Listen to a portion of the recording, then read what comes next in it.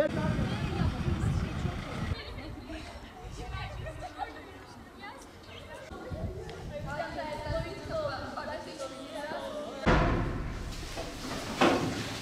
çocuklar. Selamünaleyküm. Aleykümselam. Ne merak etti çocuklar? Su kuyusu hareketi. Evet çocuklar. Biliyorsunuz çocuklar dinimizde empati çok önemlidir. Kermes yaptınız, para topladınız, orada su kuyusu açtınız. Bu konuda da başarılı oldunuz. Hepinize teşekkür ediyorum. Hepinizle gurur duyuyorum. İnşallah çok daha büyük projelere de hep beraber imza atarız. Tekrar hepinize teşekkür ediyorum çocuklar. Teşekkür ederiz. Evet, plaketi de sınıf başkanımıza vereceğiz inşallah. Sizin adınıza. Kızım teşekkür ediyoruz. Tebrik ediyoruz. Öncelikle okulumuz adına Afrika'da açılan kuyu adına ne kadar mutlu olduğumuzu ifade etmek isterim. Okulda düzenlediğimiz kermeslerle bir miktar para toplamıştık. Hocalarımız yardımıyla bu parayı projenin gerçekleşebileceği bir miktara ulaştırdık.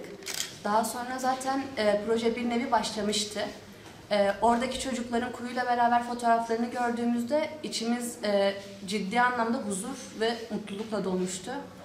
Bu projelerin devamı için elimizden geleni yapmaya devam edeceğiz ve bu projelere ulaşmak için sürekli çaba harcayacağımızı belirtmek isterim. Müslüman kardeşlerimiz orada suya ulaşmak için birden fazla sorunlarla karşı karşıya kalırken biz burada suyumuzu rahatlıkla içerken bir şey yapmadan oturmak vicdanına sığacağını düşünmüyorum açıkçası. O yüzden bu projelerin devamının gelmesi için elimizden geleni yapacağız. Şöyle ki biz bu su kuyusunu açarken öncelikle ben başarılı olacağımızı düşünmemiştim. Çünkü daha önce böyle bir mutluluk ile karşılaşmamıştım. Ve bu mutluluk benim elime geçtiğinde bu mutluluğu hiçbir şey değişmeyeceğimi yemin dahi edebilirim. Bu mutluluğun hiçbir tarifi olamaz, bu kelimelerle ifade edilemez. Onların o gülüşleri, suyla oynayışları benim içimi ürpertti açıkçası. Çok sevindim, çok mutlu oldum. Kendi hayatlarını su için adıyorlar ve biz o suyu kendilerine verdiğimizde aslında biz bir nevi onlara hayat vermiş olduk. Bu benim tarif edilemez bir duygu. Su kuyusu açılacağını duyduğumda çok sevindim. Çünkü Afrika ile alakalı önceden araştırmalar falan yapıyordum. Çünkü orada su olmadığı için sürekli su bulmaya çalışıyorlar.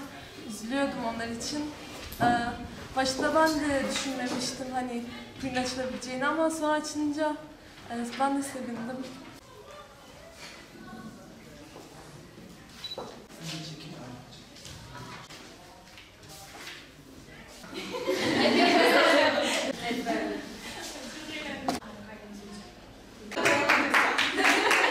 Biz bu proje geldiği zaman bize çok mutlu olmuştuk.